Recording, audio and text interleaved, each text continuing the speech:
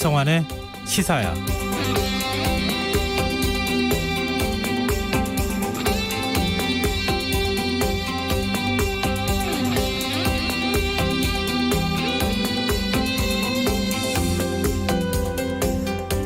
(2020년이) 이제 2시간도 채 남지 않았습니다. 코로나19로 인해 모두가 참 고단한 한 해를 보내셨을 텐데요. 1년 내내 끈질기게 따라붙었던 코로나 바이러스는 새해 풍경마저 바꿔놨습니다. 1953년 이후 67년간 이어졌던 제야의 타종 행사가 사상 처음으로 비대면으로 바뀌면서 예년 같았으면 사람들로 북적거릴 서울 보신각 앞이 한산한 모습을 보이고 있고요. 설렘 가득한 환호 속에 모두가 함께 외쳤던 새해 카운트다운 역시 듣기 어렵게 됐습니다. 전국 주요 해돋이 명소들도 출입이 일제히 통제됐는데요. 그래서인지 새해를 맞이하는 마음이 마냥 편치만은 않은 것도 사실입니다. 코로나19 3차 대유행으로 일일 신규 확진자가 연일 1000명 안팎을 오르내리는 긴장감 속에 맞이하게 된 2021년. 비록 모두가 함께 모여 새해 맞이를 할 수는 없지만 추운 날씨에도 고생하는 의료진과 방역 인력, 지금도 거리두기를 실천하고 계신 수많은 시민들이 있기에 새해엔 그래도 희망을 말할 수 있을 것 같습니다. 그러니 2021년에는 코로나19 종식이 꼭 이뤄지길 간절히 소망해 봅니다. 시사평론가 김성환입니다. 문재인 대통령이 오늘 어제 사의를 표명한 청와대 참모진에 대해 후속 인사를 단행했습니다. 새로 임명된 대통령 비서실장과 민정수석은 내일부터 공식 임기를 시작할 예정인데요. 잠시 후 뉴스야에서 자세한 소식 살펴보겠습니다. 코로나19가 장기화하면서 무기력함과 우울증을 호소하시는 분들이 많은데요. 힘든 일상 속 큰 위로가 되는 노래를 소개한 책이 출간돼 관심을 끌고 있습니다. 더 깊이 있게 들여다보는 인터뷰 시간에는 그룹 동물원의 멤버이자 정신건강의학과 전문의이기도 한 노래하는 의사 김창기 씨와 이야기 나눠보겠습니다. 김성환의 시사는 청취자 여러분의 참여를 기다립니다. 방송 내용과 관련해 의견이 있으신 분들은 문자 보내주십시오. 당첨된 분들께는 모바일 상품권 보내드릴 텐데요. 참여하실 번호는 샵 9730이고요. 짧은 문자는 50원, 긴 문자는 100원의 이용료가 부과됩니다. 콩 게시판을 통해서도 무료로 참여하실 수 있고요. KBS 일라디오 유튜브 채널을 통해서도 실시간으로 시청 참여하실 수 있습니다. KBS 일라디오 김성환의 시사야. 그럼 지금 시작하겠습니다.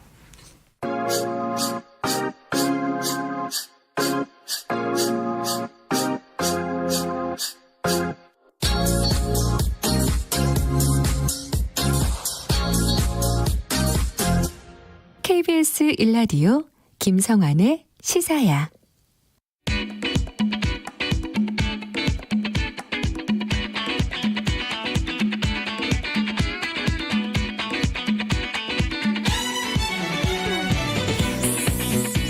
오늘 놓쳤던 뉴스 꼼꼼히 정리해드리는 뉴스야 시간입니다.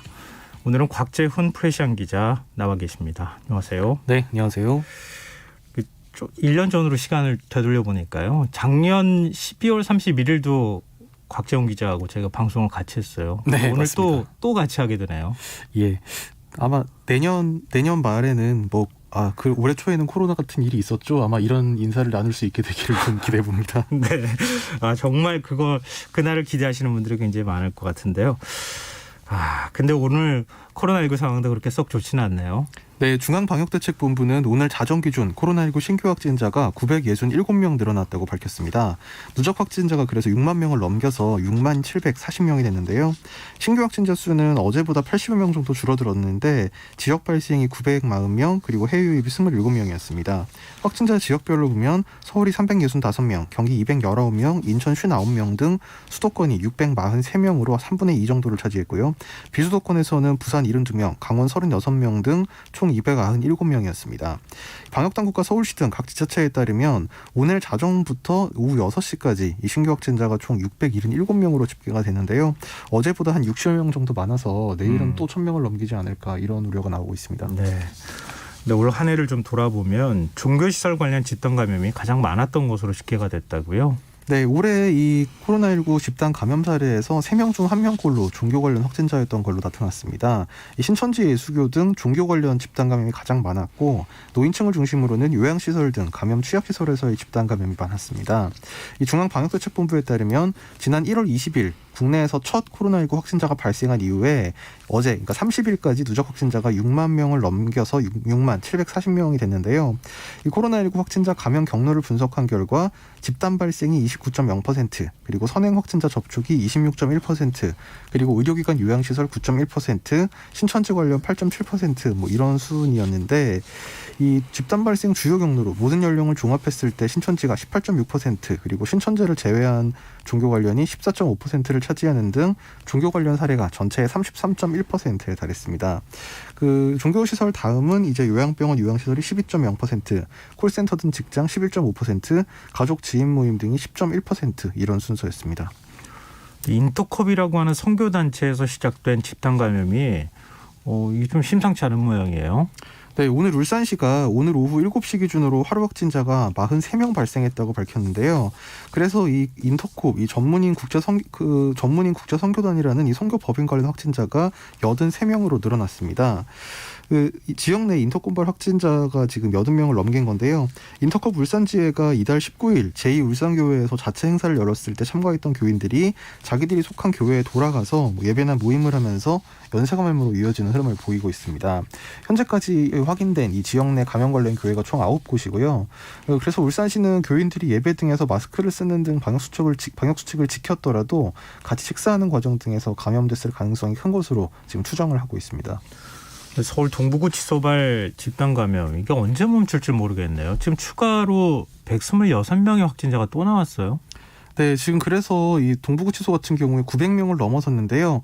법무부는 어제 동부구치소 직원 460여 명과 수용자 1,200여 명을 대상으로 4차 전수조사를 한 결과 수용자 126명이 코로나19 확진 판정을 받았다고 오늘 밝혔습니다.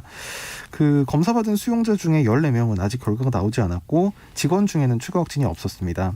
법무부는 이에 따라 이 코로나19 확산을 차단하기 위해서 오늘부터 2주간 전 교정시설에서 사회적 거리두기 3단계를 시행하기로 했는데요. 이에 따라 다음 달 13일부터 2주간 수용자 일반 접견이 전면 중단되고 변호인 접견도 불가피한 경우에만 허용됩니다. 서울구치소에서는 사망자도 발생했어요. 네, 서울구치소 내에서 이 코로나19 확진 판정을 받은 30대 남성이 오늘 오전 사망하는 일이 있었습니다. 이 사망자 A씨는 지난 21일 코로나19 확진 판정을 받은 후에 무증상 경증 확진자로 분류돼서 격리 거실에 수용됐고 자체 의료진에 의해 생활치료센터에 준하는 치료 그리고 관리를 받고 있었는데요.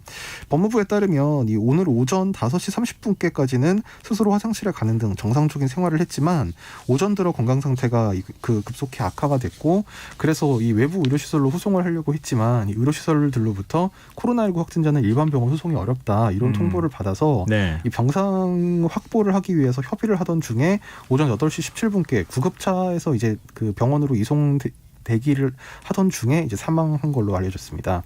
방역당국은 A씨의 정확한 사망 원인을 파악 중이고 향후 유가족과 관할 검찰청 등과 협의해서 이 코로나19 사망자 장례관리 지침에 따라 장례 절차를 진행할 예정입니다. 초기에 대책을 좀 적극적으로 만들었으면 이런 상황이 좀 발생하지는 않지 않았겠느냐 이런 아쉬움의 목소리가 큰데요. 이용구 법무부 차관이 국민께 송구하다 이러면서 사과를 했어요. 네, 이용구 차관이 오늘 기자회견에서 법무부는 감염에 취약한 교정시설 내 코로나19 확산 방지를 위한 노력했으나 구금시설이 갖는 한계와 선제적 방역조치 미흡으로 이번 사태가 발생했다면서 국민 여러분께 송구하다고 고개를 숙였습니다. 이 차관은 이어 법무부는 더 이상 추가 감염이 발생하지 않도록 교정시설 내 방역 점검을 강화하고 현 상황이 안정될 수 있도록 최선의 노력을 다하겠다고 강조했습니다. 법무부는 동부구치소 집단 감염의 원인으로 고층 빌딩 형태의 건물 5개 동과 각 층이 연결된 시설 구조, 그리고 취약한 환기 설비, 고밀도 수용 환경, 그리고 무증상자에 의한 감염 가능성 예측 실패 등을 꼽았습니다. 이 전국 모든 교정시설에서 사회적 거리두기 3단계를 실시한다고 하는데 이 교정시설에 관한 특성이 좀 있어서 그런지 이해가 잘 안 되거든요. 어떻게 한다는 거예요? 그러니까 이 밀집된 공간에서 한마디로 수용자 간 접촉을 최소화하겠다 이런 취지로 이해를 하면 되는데요. 이 다음 달 13일까지 2주 동안 수용자들에 대한 접견이 전면 중단이 되고 대신 스마트폰을 통한 접견이나 전화 사용으로 대체가 됩니다. 또 관계기관 협조를 받아서 검찰 소환 조사나 재판 일정도 최소화한다는 방침입니다. 또 여기 수감된 그 인원들의 변호인 접견도 원칙적으로는 중단하되 불가피한 경우에만 허용한다 이런 방침이고요. 그리고 이 교정시설 내 생활에 있어서도 뭐 취사장 등 필수 작업 외에는 모든 작업이 중단되고 교육도 중단이 됩니다. 교정시설 직원들은 비상근무 체제를 유지하면서 외부 활동을 원칙적으로 금지를 하게 되고요. 그리고 이 교정시설 내 과밀 수용 상태를 해소하기 위한 조치도 시행돼서 동부구치소의 경우에 수용 밀도를 낮추기 위해서 이 타기관으로 추가 이송하는 방안을 검토 중입니다. 서울 동부구치소 집단 감염과 관련해서 법무부 노동조합이 추미애 법무부 장관을 직무유기 혐의로 검찰에 고발했다고요? 네, 법무부 공무직 근로자들로 구성된 법무부 노동조합이 서울 동부구치소의 이 집단 감염 사태에 대한 책임을 물어서 추미애 법무장관을 직무유기 혐의로 고발했습니다. 이 법무부 노조는 동부구치소의 코로나19 확진자가 계속 발생하고 사망자까지 나왔는데 그 총체적 관리 책임이 추 장관에게 있다고 주장했습니다. 노조는 또 이 법무부가 임금 협상을 위한 노조와의 교섭에 제대로 응하지 않고 있다면서 노동조합법 위반 혐의로도 추 장관을 추가 고발했습니다. 네. 정부가 의사 국가고시 시험을 거부했던 의대생들에게 기회를 주기로 했어요. 예, 정부가 내년 하반기로 예정된 의사 국가고시 실기시험을 원래 1년에 한 번 치르는 걸 내년 같은 경우에 상하반기로 나눠서 2차례로 치르기로 했습니다. 그러니까 앞서서 시험을 거부했던 의대생들에게 사실상 재응시 기회를 주는 걸로 뭐 해석을 할 수밖에 없는데요. 네. 복지부는 오늘 브리핑에서 2021년도 의사 국시 시행 방안과 관련해서 내년 의사 국가고시 실기 시험을 상하반기로 나눠 2회 실시하기로 하고 상반기 시험은 1월 말에 시행할 것이라고 밝혔습니다. 의대생들이 정부 정책에 반발해서 실기 시험 응시를 거부하면서 내년도 이제 의사 인력이 좀 부족해진다 이런 우려가 나오자 대책을 이렇게 마련을 한 셈인데요. 복지부는 시험 대상자 3,100여 명 가운데 응시 거부자를 제외한 400여 명만 시험을 치른 만큼 당장 2,700여 명의 인력 공백이 생기고 공중보건이 또한 380명가량 부족할 것으로 보고 있습니다. 복지부 이기일 보건의료정책실장은 국민 여러분께 혼란과 불편을 드려 매우 죄송하다면서 국민 건강과 환자 안전을 지키는 것이 국가의 최우선적 소명이고 어떤 상황에서도 지켜줘야 한다고 강조했습니다. 그래서 일각에서는 뭐 의사들한테 지나치게 특혜를 베푸는 거 아니냐, 이건 공정하지 못하다, 뭐 이런 여론들이 있는데요. 의료계가 그런 여론에 대해서도 좀 귀를 기울였으면 좋겠습니다. 계속 뭐 논란은 앞으로 그 의정협의체는 지금 제대로 굴러가지는 않고 있는 거죠. 이 국가고시 시험 문제가 역시 거기에서 그 의정 협의체를 이제 좀 제대로 안 돌아가게 하는 원인 중에 하나가 됐는데 이 문제가 풀렸기 때문에 아마 앞으로 이제 정책 협의도 좀 속도를 내지 않을까라는 생각이 들고요. 네. 일단 의대생들에게 뭐 이게 뭐 특혜를 준다 뭐 이런 비판도 있을 수 있겠습니다만 당장 의료 인력이 부족하기 때문에 그래서 뭐 이런 것을 물론 이제 정부에서 처음에 그럼 그 응시 기회를 제한한다던가 이런 조치를 할 때부터 좀 예상을 했으면 더 좋았겠지만 뭐 당장 이 코로나19로 지금 의사 인력 그 수급이 좀 부족한 상황이기 때문에 그런 면을 우선적으로 고려한 걸로 보입니다. 네. 그동안에 정부가 사회적 거리두기 2.5단계 수도권에서는 그렇게 유지해오지 않았습니까? 네. 좀 확진자가 좀 줄기를 기대했었는데 지금 그렇게 확진자가 많이 줄어든다고 하는 그런 기대를 하긴 좀 어려운 상황이잖아요. 네. 근데 지금 토요일인 모레 거리두기 단계 조정 방안을 다시 또 발표한다고 하는데 이게 어떤 내용이 나올지 모르겠네요. 뭐 구체적인 날짜를 뭐 언제 발표한다 뭐 이런 식으로 얘기한 거는 뭐 아닌 것 같은데, 그러니까 네. 오늘 중앙 사구수습본부의 송영래 전략기획반장이 현재 수도권은 2.5단계, 비수도권은 2단계가 적용되고 있고 연말 연시 특별 방역 대책이 내년 1월 3일까지 가동된다. 이제 1월 3일이 이제 연휴 마지막 날이잖아요. 네. 그래서 그 전에 이후에 거리두기 단계를 어떻게 조정할 것인지에 대해서 중앙 재난안전대책본부를 중심으로 각 부처와 지자체 의견, 또 생활방역위원회 의견을 모아서 결정할 예정이다. 이렇게 얘기를 했습니다. 그러니까 연휴 마지막 날인 3일, 그러니까 이 특별 방역 대책이 시행되는 마지막 날인 3일에 아마 발표가 될 수도 있을 것 같고요. 뭐 이르면 그거보다 조금 앞서서 뭐 2일 토요일 정도에 나올 수도 있을 것 같습니다. 네. 3단계 상향 조정하는 거는 현재로서는 좀 아닐 가능성이 있겠죠. 이게 뭐 해야 한다 말아야 한다 뭐 각자 이제 다 다른 주장들이 엇갈리고 있는데 지금까지 정부가 해온 대응을 이제 놓고 뭐 어떤 것이 옳다는 차원이 아니라 네. 이제 좀 예측을 해보자면 아마 3단계로 상향 가능성은 좀 적지 않겠느냐 이런 관측이 많습니다. 네. 늦은 저녁 반가운 소식도 지금 전해졌는데요. 정부가 오늘 모더나와 코로나19 백신 2천만 명분에 대한 구매 계약을 체결했다고 발표했어요. 네, 질병관리청이 오늘 오후 브리핑을 통해서 모더나와의 계약 사실, 그러니까 2천만 명분에 대한 구매 계약을 완료했다는 사실을 발표했는데요. 그 백신 공급은 새해 2분기부터 시작된다고 질병관리청은 밝혔습니다. 정부는 애초 모더나 백신 1천만 명분을 구매할 계획이었지만 물량이 배로 늘어났고 공급 시작 시기도 3분기에서 2분기로 당겨진 겁니다. 오늘 그 모더나와의 계약이 완료가 되면서 총 5,600만 명분의 이 백신을 확보하게 됐는데요. 이거는 이제 국내 인구 수보다 더 많은 이제 물량을 확보한 것이기 때문에 네. 당연히 집단 면역을 형성하는 데 충분한 물량이라고 평가할 수 있겠습니다. 앞서 정부는 아스트라제네카와 1천만 명분, 그리고 얀센과 600만 명분, 화이자와 1천만 명분 공급 계약을 완료했고, 이 백신 구매를 위한 국조 프로젝트 코백스를 통해서 1천만 명분을 공급받기로 하는 등 총 3,600만 명분의 백신을 확보했고, 이번에 여기에 더해서 모더나에서 2천만 명분을 추가로 확보하면서 이제 5,600만 명분이 확보가 되게 된 겁니다. 백신 공급 시작 시기는 아스트라제네카 백신이 1분기, 그리고 얀센과 모더나가 2분기, 화이자가 3분기입니다. 근데 모더나 홈페이지에 보도자료 올라온 것하고 우리 정부가 발표했던 내용하고 차이가 있다 그러면서 일부 언론에서 우리 정부가 너무 앞서갔던 거 아니냐 뭐 이런 지적도 오늘 하지 않았습니까? 일부 신문에서 이제 뭐 일면으로 보도하는 것도 제가 보기도 했는데 머쓱하게 됐죠. 사실 또 이렇게 나오니까 좀 어색해지긴 하겠네요. 네. 아니 물론 이제 모든 것을 모두 당연한 거라고 생각하지 않고 의심을 갖고 따져 묻는 게 언론의 본령이긴 합니다만, 그렇죠. 네. 아무렴 문재인 대통령이 직접 그 국민들한테 발표한 내용인데 그런 기초적인 것을 만약에 틀리게 했다면 그건 좀 가능성이 상당히 낮은 이야기가 아니었을까라는 생각입니다. 글쎄요. 망치 들고 있으면 다 세상 모든 게 못으로 보인다고 하던가요. 그리고 우리가 독자 개발 중인 백신도 내년 말쯤에 나온다. 정세균 국무총리가 그런 내용을 발표했어요. 네, 정세균 국무총리는 우리가 독자적으로 개발 중인 코로나19 백신도 내년 말쯤이면 국민 여러분께 선보일 수 있을 것이라고 밝혔습니다. 정 총리는 오늘 이 중앙재난안전대책본부 회의에서 우리 기업이 개발한 치료제가 며칠 전 허가 심사에 들어갔고 해외 개발 백신도 이르면 2월 접종을 시작하게 된다면서 탄탄한 K방역을 기반으로 치료제 백신이 차례로 가세하면 우리가 어느 나라보다 먼저 코로나19를 극복할 수 있을 것이라고 말했습니다. 이건 진짜 백신 좀 개발했으면 좋겠어요. 진짜 반가운 소식이잖아요. 다른 나라보다 더 먼저 개발했으면 참 좋겠지만 그래도 우리나라 제약업체에서 이렇게 백신을 개발할 수 있다는 것만으로도 우리나라 제약 수준이 사실 낮은 건 아니잖아요. 그런 면에서 많이 기대가 되네요. 사실 정상적인 이제 긴급 승인 사용 절차라든지 좀 이런 긴급한 상황을 반영한 게 아니라 통상적인 이제 백신 개발이라면 원래 이 정도 기간이 소요되는 게 맞긴 한데요. 그렇죠. 다만 네. 이제 내년 3분기면 이제 5,600만 명분이 다 확보되는데 내년 말에 개발이 완료된다고 하니까 사실 좀 의미가 약간 퇴색한 면이 사실 있습니다. 근데 조금 늦더라도 네. 그 정도 시간 안에 개발한다고 하는 것도 사실 대단한 거잖아요. 네, 그렇죠. 근데 그게 일종의 이제 앞으로 또 다른 뭔가 바이러스하고의 대응이라든가 이런 측면에서 굉장히 중요한 자산으로 남지 않을까 생각됩니다. 또 코로나 바이러스가 앞으로 어떻게 될지도 알 수가 없는 것이고요. 네.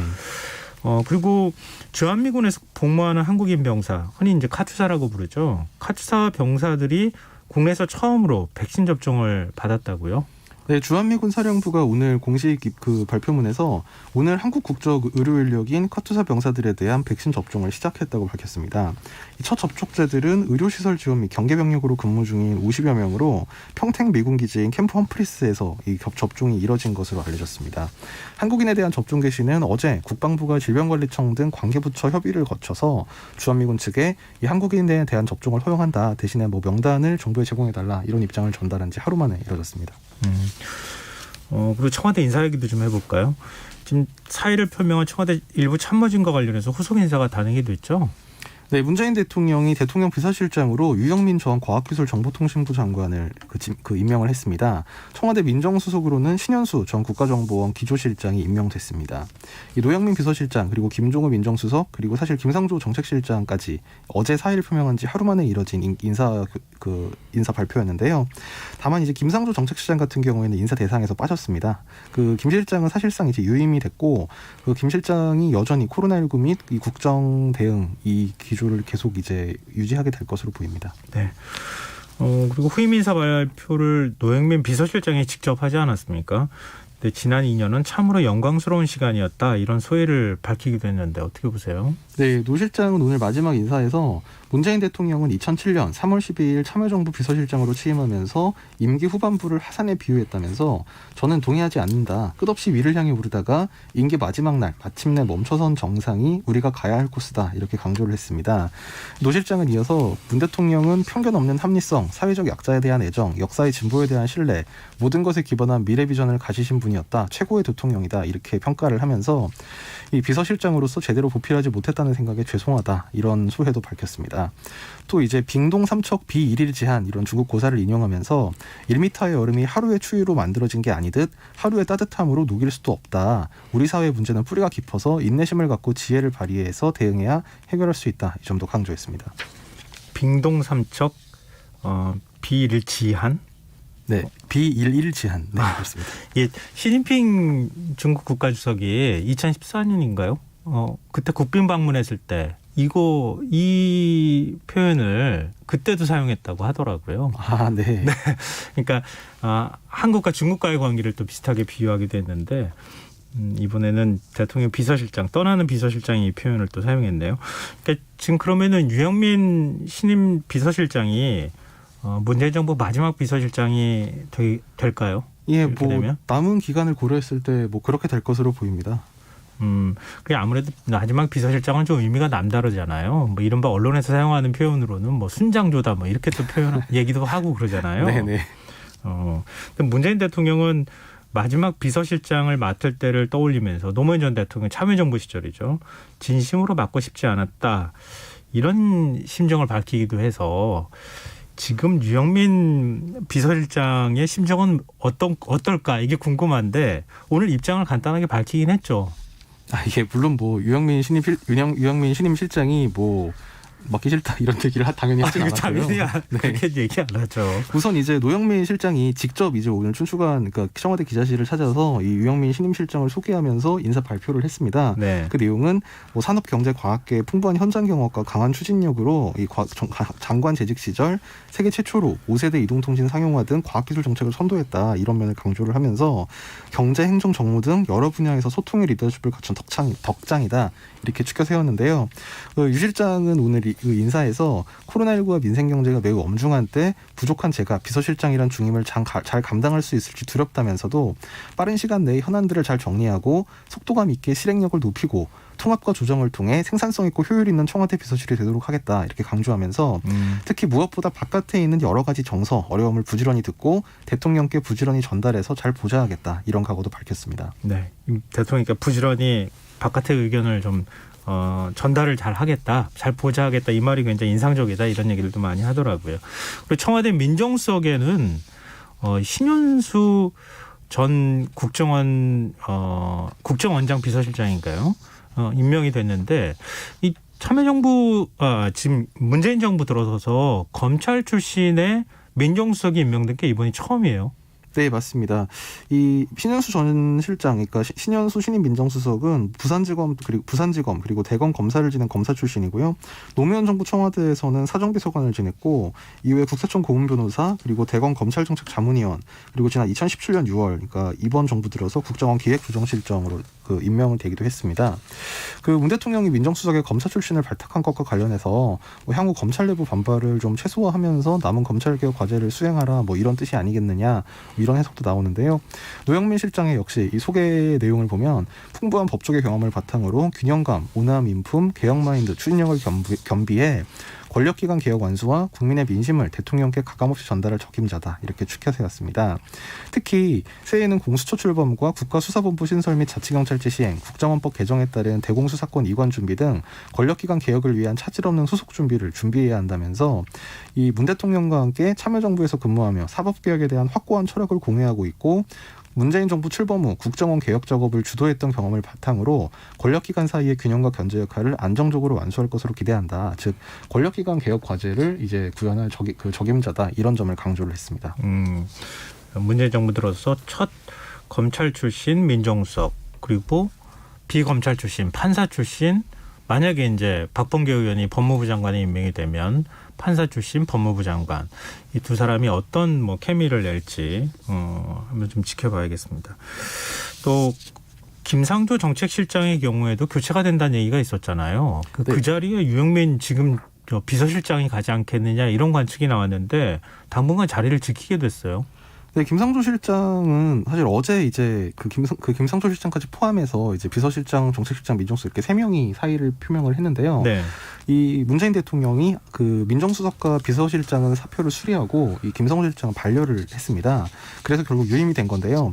이 청와대 관계자에 따르면 문 대통령은 3차 재난지원금 지급, 코로나 방역 등 현안이 많아서 정책실장을 교체할 때가 아니다 이렇게 얘기했다고 하는데 그럼 이걸 뒤집어 보면 뭐 재난지원금 지급이라든지 네. 코로나 방역 이제 이런 업무를 이제 김상조 실장이 총괄을 해야 한다면 뭐 내년 1분기까지는 어쨌든 계속 유임이 되는 거다. 뭐 아마 이렇게 해석도 가능할 것 같습니다. 좀 이렇게 후속 청와대 인사에 대해서 정치권 반응은 어떻습니까? 예, 그러니까 어제 공수처장 그 후보자가 지명이 되고 그리고 두 개 부처 개각이 발표되고 네. 그리고 청와대 참모들의 사의 표명 이렇게 세 건의 인사 발표가 어제 하루에 집중이 되고 오늘 이제 후임 참모 지명까지 이뤄진 건데요. 그 이른바 그 추미애 윤석열 갈등 사태 그리고 뭐 그에 연관해서 이제 지지율 하락 등 좀 사실 연말에 그 정부 여당으로서는 상당히 좀 어수선하다고 느낄 만한 분위기가 되고 있기 때문에 이런 분위기를 좀 정리하고 분위기를 일신을 하면서 또 이제 내년이 사실상 집권 마지막 해라고 볼 수 있기 때문에 여기에 이제 임하는 각오를 뭐 다진 것이 아닐까 이렇게 해석이 되겠습니다. 네. 지금 여러분께서는 KBS 일라디오 김성환의 시사와 함께하고 계십니다. 계속해서 뉴스야 이어가도록 하겠습니다. 이낙연 민주당 대표가 김종인 국민의힘 비대위원장에게 영수회담을 제안했다 이런 소식 뉴스화 시간에 저희가 전해드렸는데요. 김종인 위원장이 오늘 한 반응을 보면 뭐 어제는 굉장히 쿨하게 그렇게 만나자 뭐 이런 식으로 얘기를 했다고 하는데 지금 좀 분위기가 다르네요. 근데 그게 사실 어제도 약간 좀 불안했던 게요. 예. 이낙연 대표가 나와서 기자들한테 얘기를 하긴 했는데 김종인 위원장의 얘기가 그 직접 기자들과 만나서 얘기를 한 바가 사실 없어가지고 아마 오늘쯤 나오지 않을까라는 생각이 들었는데 네. 결론적으로 보면 뭐 흔쾌하게 회담에 참여하겠다 이런 입장을 밝힌 건 아닌데 지난 8, 9월 그 당시에 이제 청와대 회동 제안을 이제 국민의힘에서 거부했을 때 비교하면 그래도 다소 좀 긍정적인 태도인 것은 맞는 것 같습니다. 오늘 오전에 국회에서 기자들과 김종인 위원장이 잠깐 만난 자리가 있었는데요. 이 자리에서 상당히 긍정적인 태도를 보였다고 어제 이낙연 대표가 얘기하던데 네. 그럼 만약에 대통령을 만나게 되면 어떤 의지로 얘기할 거냐 이런 질문을 하니까 김 위원장이 공식적으로 제의받은 것은 없다면서 공식적 제의가 오면 나름대로 검토를 해서 만나서 무엇을 할 것인가 확정할 수 있어야 의미가 있는 것이다. 만나서 몇 마디 나누고 헤어진다는 건 아무 의미가 없다. 이렇게 얘기를 했는데요. 그 당시, 그러니까 지난 8월 중순경에 최재성 정무수석이 이 대통령 회동 제안을 전했을 때는 뭐 이것보다 사실 더 그 발언들이 상당히 더 부정적인 분위기가 많았습니다. 네. 뭐 이를테면 8월 18일 당시에 뭐 밥만 먹으러 청와대 갈 일은 없다. 모양만 갖추는 만남은 별로 도움이 되지 않는다. 대통령을 한 번 만난다는 사실 자체가 중요하지 않다. 뭐 이런 얘기들을 했었는데요. 물론 표현만 보면 이제 뭐 그때랑 그러니까 뭐가 다르냐 뭐 이렇게 생각할 수도 있겠지만 어쨌든 나름대로 검토를 해서 뭐 확정할 수 있으면 의미가 있다. 뭐 이렇게 얘기를 한 거는 어쨌든 지금으로서는 당시에 비해서 수용 가능성이 더 높은 것으로 보이고요. 다만 이제 당시에 8월 달에도 나름의 현안 문제를 해결하기 위해서 꼭 야당 협조가 필요한 게 뭐다. 야당이 수용하지 않기 때문에 그 무언가를 만나서 협의해보면 결론이 나올 수 있다는 게 성숙됐을 적에 만남이 이루어지는 게 의미 있다. 이런 얘기를 했는데 네. 그럼 그때 이렇게 얘기를 했는데 그럼 지금은 뭐가 달라진 거냐. 지금도 사실 청와대에서 야당의 협조를 구할 어떤 구체적인 현안이 딱 집어서 이제 청와대는 하려고 하는데 야당의 반대 때문에 추진이 못하고 있는 그런 구체적인 현안이 뭐냐. 사실 이 부분은 좀 명확하지 않다는 좀 지적도 할 수 있겠습니다. 물론 그 최재성 정무수석이 국회를 찾았다고 하는데 영수회담 얘기는 혹시 없었나요? 예, 뭐 그 구체적인 얘기는 없었고요. 그냥 이미 제안을 몇 번 드렸고 그래서 의사가 있는지 국민의힘에 이제 물어봐야 된다. 그 국민의힘의 의사가 확인이 돼야 된다. 이런 취지로 원론적인 답변만 했습니다. 네. 그럼 만약에 영수회담이 성사가 된다면 언제쯤 될까요? 뭐 좀 미래의 일이라서 이것도 뭐 예측하기는 쉽지 않겠지만. 예, 그러니까 물론 네. 뭐 오늘 아침 모신문 얘기도 했지만 그래서 정작 이제 언제라고 발표가 되면 제가 머쓱할 수도 있겠습니다만 그 순서상 생각해 보면 영수회담이라는 거는 야당 대표를 만나는 거고 그 새해 국정 이제 구상을 밝히는 게 대통령 신년 기자회견이지 않습니까? 네. 그럼 순서상 보면 신년 기자회견을 먼저 하고 그 다음에 야당 대표를 만나는 게 순서상 좀 자연스럽다고 볼 수 있겠죠. 그러면 신년의 기원을 보면 올해가 1월 14일이었고 작년 그리고 재작년은 1월 10일에 했었거든요. 그럼 아마 그 이후가 되지 않을까 싶은데, 근데 생각해보면 또 변수가 청문회가 있습니다. 지금 오늘, 그러니까 어제 오늘 이제 신임 장관들이 발표가 됐기 때문에 네. 지금 그러면 그 예측을 해보면 청문회가 대략 1월 20일경 전후로 잡힐 것 같거든요. 네. 그러면 또 청문회 전에는 그 야당과 만나서 좀 협조를 부탁하는 게 말하자면 청문회 전국을 좀 부드럽게 그 대할 수 있는 그런 것이기 때문에, 그래서 생각해보면 대통령 기자회견이 한 10일 정도에 있다고 생각하면 그 이후 그리고 청문회가 그 진행될 20일경보다는 좀 앞에 아마 그 사이가 되지 않겠느냐, 뭐 이런 예측을 조심스럽게 해보겠습니다. 네, 알겠습니다. 우리 코로나를 어느 때보다 어려운 시기를 보냈기 때문에 새해에는 좀 경제가 나아질 수 있을지 기대하시는 분들이 굉장히 많은데요. 홍남기 경제부총리가 혹시 입장을 낸 게 있습니까? 네, 오늘 뭐 각부 장관들 그리고 뭐 주요 인사들이 모두 신년사를 발표했는데요. 홍남기 경제부총리는 코로나 이전의 일상으로 돌아갈 수 있도록 방역 지원과 피해 극복을 위해 모든 정책적 지원을 아끼지 않겠다면서 기재부는 무엇보다 코로나19 위기 극복에 천착하겠다, 이런 내용의 신년사를 발표했습니다. 홍 부총리는 예기치 않게 불거질 수 있는 리스크 요인을 관리하겠다면서 부동산과 가계부채, 인구 문제 등에 대한 관리를 더욱 세심히 해나가겠다고 강조하고, 또 빠르고 강한 경기 반등을 위해 노력하겠다. V자 회복을 통해 성장률 3.2%를 달성하고 15만 개 일자리를 창출하기 위해 정부가 더 뛰겠다, 이런 구상을 발표했습니다. 그리고 권덕철 보건복지부 장관도 신년사를 발표했죠. 네, 권덕철 복지부 장관은 이 11월까지 접종을 완료할 수 있도록, 그러니까 2021년 2월부터 고령자와 필수 의료 인력 등을 시작으로 우선 필요한 국민부터 순차적으로 11월까지 백신 접종을 완료할 수 있도록 하겠다, 이런 내용의 신년사를 발표를 했습니다. 권 장관은 코로나 치료제 개발에서도 조기 상용화를 위한 임상시험과 허가 절차 등 집중 지원을 하겠다면서 백신과 치료제가 보급돼 코로나19 예방과 조기 치료가 가능해진다면 K방역으로 이미 검증된 우리의 역량과 결합해 더욱 튼튼한 방역 체계를 구축할 수 있을 것이다, 이렇게 강조를 하고요. 또 이 언제 어디서나 마스크를 착용하고 모임과 약속을 자제하며 방역 수칙을 지켜주신 국민 여러분 덕택에 정부도 방역에 집중할 수 있었다, 이렇게 국민들에게 감사 인사를 전하기도 했습니다. 정치권도 매년 이제 새해를 맞이하면 신년사 발표하잖아요. 정치권 새해 그 신년사 메시지 좀 봤으면 좋겠는데, 민주당 이낙연 대표, 김태년 원내대표도 새해 메시지를 내놨죠. 네, 이낙연 대표가 이제 오늘 오후에 신년사를 발표를 했는데요. 이낙연 대표는 전환의 시대에 진입해 있다, 코로나19는 전환을 더 가파르게 만들었다, 이렇게 지적을 하면서 혼란과 불안이 있다고 뒤로 돌아갈 수는 없고 혼란과 불안을 극복하며 앞으로 나가야 한다, 뭐 이런 희망의 메시지를 강조를 했습니다. 그러면서 새해에는 코로나19의 상처를 회복하며 새로 출발해야겠다면서 국민의 연대와 협력을 얻어가며 코로나19를 잡겠다, 재정의 적극적 역할로 민생을 살리겠다, 기업을 도우며 경제를 새로 도약시키겠다, 이런 점을 강조를 했습니다. 한마디로 민생 회복과 경제 도약을 최우선으로 추진하겠다, 이런 점을 강조를 한 거고요. 네. 또 이와 아울러 그동안 추진해온 민주주의 성숙을 위한 개혁을 강력히 지속하겠다, 이 점도 강조했습니다. 요즘 이낙연 대표가 당내 리더십이 좀 부족한 거 아니냐, 뭐 이런 지적도 나오고 하는데 새해는 어떻게 달라지는 모습을 좀 보일지 기대를 해보겠습니다. 야당 대표도 신년사를 혹시 발표했습니까? 네, 뭐 그 김종인 위원장의 신년사는 상당히 좀 정부를 비판하는 내용 위주였는데요. 뭐 코로나 환란, 부동산 대란, 법치 파괴 등 정부 실정이 극에 달하면서 나라가 극도의 혼란과 위기 속에 있다, 국민의 삶이 더욱 피폐해졌다, 이렇게 주장하면서 잘못된 정치의 근본을 바꿔야 나라가 바로 서고 국민이 살 수 있다, 한국 정치의 창조적 파괴, 파괴적 혁신, 이제 이런 걸 강조를 했습니다. 다만 조금 눈길을 끈 거는 2021년 국민의힘이 새로운 희망이 되도록 노력하겠다면서 재구포신의 자세로 변화하고 혁신하겠다, 이렇게 얘기를 한 건데요. 네. 물론 뭐 연말 신년사, 송년사가 되면 항상 뭐 승부영신 이런 얘기를 좀 관례적으로 하긴 합니다만, 네. 국민의힘 상황과 좀 이걸 결합해서 보면 이제 이전에 그 이를테면 뭐 미래통합당 이전, 뭐 자유한국당 이 시절과 이제 과거를 단절하겠다, 이른바 김종인 플랜이라고 부르는 이제 그런 구상을 여기에 좀 압축해서 표현한 게 아닌가, 이렇게 생각이 됩니다. 네. 새로운 여야 관계가 어떻게 설정이 될지도 좀 기대가 되고요. 그리고 곽재훈 기자는 2020년 한 해 동안 뭐 지금 정치부 기자로서 정치 현안들을 옆에서 같이 보고 정치인들하고 많이 만나고 얘기도 하고 그러셨잖아요. 그리고 또 지금 뉴스야 시간에 소식을 꼼꼼히 전해주시느라고 참 고생이 많았는데 올 한 해 돌아보면 어때요? 네, 사실 그러니까 올해가 이제 정치 쪽에서는 상당히 이슈가 많은 해이긴 했습니다. 뭐 일단 당연히 총선이 있었고요. 그 총선이 올해였어? 뭐 이런 말씀들을 하시기도 하는데. 그게 너무 옛날 일 같아요. 네, 맞습니다. 근데 네. 총선이 올해 4월이었고요. 그에 앞서서 이제 올해 1월, 뭐 작년 12월 요때쯤에 패스트트랙으로 공수처법과 이제 네. 공직선거법 개정안이 통과가 되기도 했고요. 그리고 뭐 날씨가 좀 풀리면서부터는 계속해서 이 추미애 법무부 장관과 윤석열 검찰총장 간의 갈등 뭐 이런 것들이 이어졌고, 그리고 또 그 고 박원순 서울시장 문제라든지 맞아요. 오거돈 전 부산시장 이제 이런 여권발 그 성비리 관련 이제 그런 문제들이 불거지는 등 사실 상당히 정치적으로 다사다난 한 해였는데요. 하지만 그럼에도 불구하고 올해의 가장 중요한 뉴스가 뭐냐라고 한다면, 이 정치부 기자가 이렇게 말해도 될지 모르겠지만 코로나19를 이길 수 있는 뉴스는 사실 올해는 없는 것 같습니다.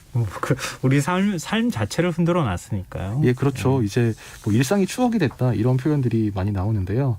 이제는 거꾸로 이제 코로나19로 우리가 고생했던 것이 이제 훗날의 추억이 제발 좀 됐으면 좋겠습니다. 네, 좀 빨리 코로나19 사태가 좀 종식됐으면 좋겠습니다. 그래서 정치 뉴스가 좀 더 주목받는 시절이 빨리 좀 왔으면 좋겠네요. 그때 가면 더 고생하시겠는데요. 자, 한 해 동안 뉴스야 함께해 주시느라고 정말 고생 많이 하셨고요. 오늘 뉴스야는 2020년 마지막 뉴스야는 여기서 그만하도록 하겠습니다. 지금까지 곽지연 프레시안 기자였습니다. 고맙습니다. 감사합니다. 완자로 시작하는 말, 완전히 완벽한 완두콩 완터치 김성환의 시사야. 평일 밤 10시 5분 여러분을 찾아갑니다. KBS 1라디오 김성환의 시사야. 코로나 블루라는 말이 생겼을 정도로 올 한 해 코로나19 사태로 그 어느 때보다 우울과 상실감을 느끼신 분들이 많았을 텐데요. 2020년을 정리하고 새해를 맞이하는 이 시점에 희망의 메시지를 전해주실 분과의 인터뷰를 좀 준비해봤습니다. 최근 힘든 일상 속에 큰 위로가 되는 곡들을 소개하는 책을 출간해 눈길을 끌었는데요. 그룹 동물원 출신 싱어송라이터시죠. 정신건강의학과 김창기 전문의 연결해서 따뜻한 얘기를 좀 나눠보겠습니다. 원장님 안녕하십니까? 안녕하세요. 반갑습니다. 목소리만 들어도 괜히 제가 기분이 좋아지는데요. 반갑습니다. 네. 지금 어느덧 12월 31일이 됐습니다. 예. 올해는 위로가 필요한 분들이 굉장히 많은 시기였다고 볼 수 있는데요.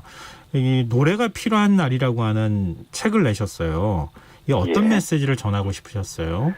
우선 좋은 노래들로 위로받고 힘을 내서 이렇게 부정적인 상황들을 좀 현명하게 극복하자라는 의미에서 냈습니다. 그래서 도움이 되는 정신건강의학적인 정보도 제공하고 또 노래와 관련된 여러 가지 재미있는 이야기들도 같이 엮어서 여러분들이 좀 위로받으시라고 책을 냈습니다. 정신과 전문의로서 또 가수로서 보시기에 이 노래가 어떤 힘이 될 수 있을까요?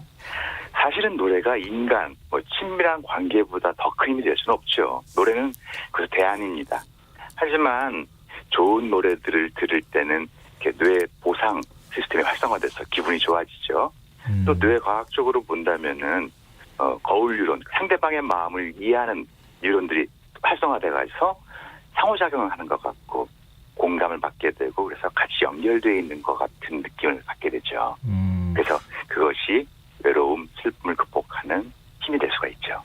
네, 책을 보면요. 출퇴근길에 또 사랑에 또 아프고 힘들 때 일상 속 상황에 맞는 노래 한 77곡을 소개를 하셨어요. 고르실 때 굉장히 고민 많이 하셨을 것 같은데 이럴 때는 이런 노래지 하고 머릿속에 딱 떠오르셨어요? 저는 노래를 하도 많이 들어가지고 이렇게 하면 척 떠오르는데요. 이게 상황들이 안 좋으니까 좀 이렇게 부드럽고 말랑말랑하고 멋있는 아름다운 노래들을 고르고 싶은데 힘든 상황들에 맞게 그래도 어울리는 명곡들을 추천하려고 노력했습니다. 진짜 궁금한데요. 그럼 한번 들어보시죠. 네네. 지금 이제 원장님께서는 당연히 동물원 출신 가수라는 건 많은 분들이 아실 텐데요. 음악과 정신의학 좀 분야가 다른 것 같지만 또 공통점이 있을 것도 같거든요. 사실 많이 다른 분야인데 공통점을 찾자고 한다면은 다 같이 인간의 감정을 다룬다는 것. 그다음에 또 목표가 연결이라는 것이겠죠.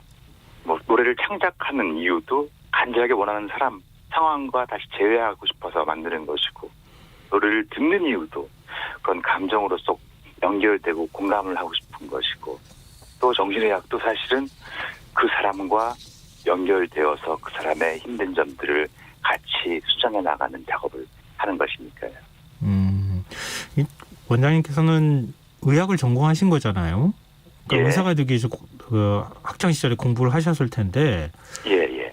가수가 되겠다 이렇게 언제 그런 생각을 하셨어요? 사실은 어렸을 때부터 가수가 되고 싶었어요. 근데 저희 형이 노래를 너무 잘해서 예. 저는 가수는 포기하고 노래를 만들어야겠구나 그 생각해서 노래를 만들다가 보니까 어떻게 하다가 좋은 친구들 만나고 특히 죽은 김광석을 만나서 같이 그룹을 만들어서 가수가 될 수 있었죠. 다 친구들 덕이고 또 만들어주신 삼일림의 김창완 씨 덕분이기도 하죠. 근데 혹시 김광석 씨하고는 어떻게 그 인연을 맺게 되셨어요? 대학교 1학년 3월 달에요. 고탱에서 만났습니다. 친구의 친구로서 거기 가서 여학생들이랑은 한 번도 춤도 못 추고 우리끼리 춤추다가 나와서 에이 하면서 노래 부르는데 정말 노래를 잘하더라고요. 그래서 그때부터 같이 형제처럼 다녔었죠. 김광석 씨가 이제 세상을 떴을 때 그때 충격이 굉장히 컸었겠네요. 그렇죠. 형제를 잃은 것 같아서 또 정신과 의사로서는 제가 도움이 안 됐던 것 때문에 죄책감도 많이 가지고 살았죠. 네. 근데 의사가 되기 위해서 공부하시는 와중에 가수까지 같이 하는 거 쉽지 않았을 것 같은데요. 혹시 학창 시절에 유급이나 뭐 이런 거 안 당하셨어요? 뭐 당연히 당했죠. 그래요? 예. 낙제도 했고 또 할까봐 음악 안 하겠다고 그러는데 광석에 붙잡고 그래서 같이 했죠. 그래서 동물원이라는 그룹을 만들고. 근데 그때는 뭐 이렇게 TV에도 안 나오고 그냥 방학 때나 연휴 때 공연하고 그랬기 때문에 대단하게 큰 문제가 되지 않았어요. 그럼 진짜 힘들게 의사 되셨군요. 네, 어쨌든 뭐 지금 그 과정들이야 젊은 시절에 겪은 거니까요. 지금 이제 정신과 의사시기도 하고. 근데 최근 이제 코로나19로 우울감을 호소하시는 분들이 굉장히 많이 늘었어요. 정신과를 찾는 분들, 환자들도 굉장히 많이 늘었다고 하는데요. 그렇죠. 실제 만나면 어떤 얘기를 합니까?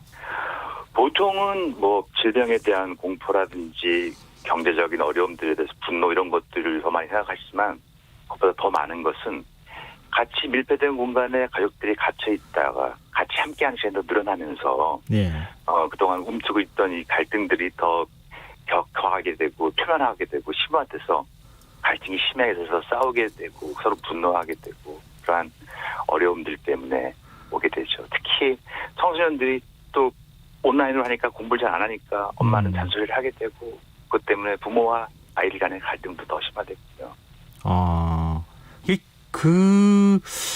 뭐라 그럴까요? 사실 부모 입장으로서는 학교도 안 가잖아요. 집에서 계속 이렇게 동영상을 보는 상황인데 자꾸 뭔가 답답하고 그러니까 공부 좀 해라 이렇게 짜증내기도 하고 그럴 텐데. 그렇죠.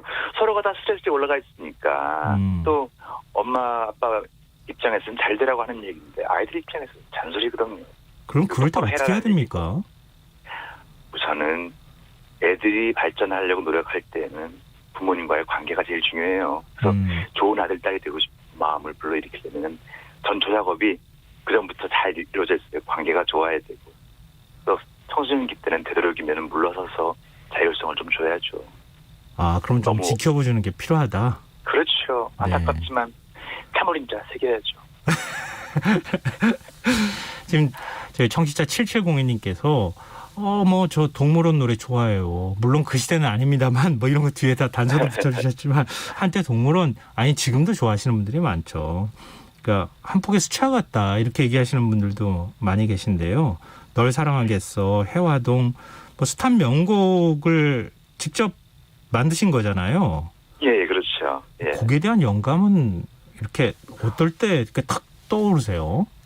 그러니까 저는 좀 이렇게 찌질하고 우울한 청년이기 때문에요. 감정들이 늘 샘솟고 있고 늘 현실 도피하고 싶은 마음도 있었기 때문에 노래를 많이 만들었죠. 또 제가 할 수 있는 게 그거라서 재미있어서 많이 했죠. 근데 원장님께서 쓰신 곡은 최근 드라마 OST로도 쓰인 것으로 알고 있고 젊은 세대들이 역주행도 많이 하고 있잖아요, 지금. 또 그렇게 됐어요. 어떻게 하다가 보니까. 아, 그 체감하세요? 요즘 좀 그렇더라고요. 예. 저작권료가 좀. 그렇게 체감할 정도로 곡을 다시 듣는 분들이 많이 있어요. 예, 그렇게 됐네요. 어떻게 하다 보니까. 그럼 지금 젊은 세대들까지 예. 뭐 중년 세대부터 뭐 시작이 됐다고 해도 과언이 아닐 텐데 세대 불문하고 동물원 노래를 좋아하는 이유가 뭐라고 보세요? 제가 잘 만들어서죠.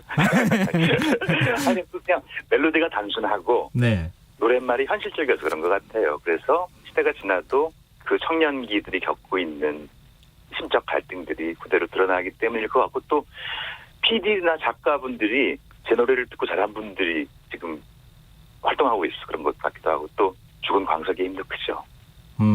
아니 노래가 제일 좋아서라는 말씀이 제일 정답 같은데요. 제가 볼 때는. 겸손한 사람입니다 저는.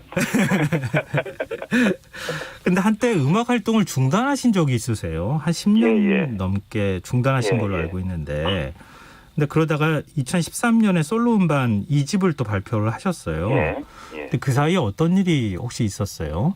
사실 정신과 전문의가 되면서 저는 상담을 전문으로 하는데 그런 사람들은 상담하러 온 사람의 거울이 되어줘야 되기 때문에 어떤 의사 개인으로서의 고정관념이나 선입견 같은 것도 있으면 안 된다고 그 철칙처럼 돼 있었거든요. 그래서 저도 숨었죠. 네. 숨어서 생활했는데 한 20년, 15년이 지나니까 꼭 그렇지는 않다. 적극적이고 능동적이고 따뜻한 이미지를 가진 상담사가 더 치료적이다. 그래서 숨을 쉴 필요가 없더라고요. 그때 마침 또 제 딸이 아빠는 왜 가수 안 해? 그래서 해볼까? 하고 했죠. 근데 지금 찾아오시는 분들, 그러니까 환자들 만나실 때 환자들이 알아보고 또 가수 활동을 했던 게 의사생활하는 데도 많이 도움이 되세요? 환자들 상담하는데. 사실은 그 반대예요. 반대예요? 노래했던 사람이 공부도 별로 안 했을 텐데 뭘 알겠어 하는 것이 있고 또 공부 안 하고 노래하겠다는 애들 데리고 오시는데 아이 아저씨 노래는 별로예요. 뭐 그러면 크게 도움은 안 되지만 하여간에 좋은 취미였었고 또 덕분에 이렇게 방송까지 할 수 있고 그런 덕은 있죠. 근데 곡을 만들고 환자를 진료하는 일은 시너지를 준다. 이렇게 하셨다고 알고 있는데. 그렇죠. 그 사람 제가 상담했던 사람들을 잘 곱씹으면서 노래를 만들곤 해요. 요즘에는 그 사람의 삶을 다시 한번 재구성해보고 감정의 핵심을 다시 한번 확인하고 그러다가 나온 노래 중에 하나가 양현식에서 부르신 엄마가 딸에게도 그런 과정에서 나온 곡이죠. 그 배경이 거기서부터 시작되는 거군요. 예. 근데 지금 이제 신곡을 최근엔 혹시 발표하신 게 없으신가요? 한 2년 전에 했었는데요. 이제는 이렇게 제가 노래 부르는 거 별로 안 좋아하시는 것 같아서 곡을 만들고 있어요. 아직도. 그래서 좀 젊은 가수들한테 매력적인 가수들한테 주려고요. 아니 직접 부르시는 거 기대하시는 팬들이 굉장히 많을 것 같은데요? 아니 현실적으로 숫자가 적습니다. 발표를 해도 1000명이 안 넘습니다. 아니요. 근데 지금 새 음반 발표 기다리시는 팬들 굉장히 많을 것 같은데요. 혹시 앞으로 계획이 있으세요? 곡은 다 써놓고 있고요. 지금은 이제 불러줄 가수 찾고 있는데 쉽지가 않네요. 해야죠. 내년에는 분명히 제 곡이 새로 나올 겁니다. 내년에는? 지금도 곡은 다 준비해놨거든요. 그럼 가수만 찾으면 되는 거예요? 정 안 되면 제 딸이 해야죠. 가수 당연히 원장님이 쓰셨는데 누가 만들었는데 그 노래 부르고 싶은 가수가 왜 없겠습니까? 젊은 사람들에게는 젊은 사람. 아니요. 지금 그렇지는 않을 거라고 생각해요. 요즘 트로트 열풍도 부는데요. 이번에 쓰신 책에서 넌 패자가 아니야. 살아남은 사람이지라는 말이 참 인상적이었어요. 이 마지막으로 올 한 해 상실과 우울을 겪은 분들께 위로와 용기의 한 말씀 부탁드리고 싶습니다. 그래요. 사실은 머리나 말보다는 귀와 가슴이 더 중요하죠. 근데 우리 다 고생했습니다. 잘 살아남았고 앞으로도 그럴 것입니다. 서로 격려합시다. 그리고 주변과 친밀한 사람들과 더 견고하게 따뜻하게 연결됐으면 좋겠어요. 그러려면은 어떤 말보다는 이해와 공감이 먼저가 될 겁니다. 서로 사랑하면서 행복의 끈을 찾아갑시다. 네, 감사합니다. 팬들이 굉장히 반가우셨을 것 같고요. 내년에는 꼭 앨범으로 예. 팬들하고 만나실 수 있었으면 좋겠습니다. 여러분 오늘 모두 새해 복 많이 받으십시오. 네, 감사합니다. 새해 복 많이 받으시고요. 오늘 네. 인터뷰는 여기까지 하겠습니다. 고맙습니다. 감사합니다. 네, 지금까지 정신건강의학과 김창기 전문의였습니다. KBS 라디오 김성환의 시사 1부 순서는 여기서 마무리하겠습니다. 1부 끝곡으로 동물원의 해화동 들으시고요. 전 11시 정각 2부에 다시 오겠습니다.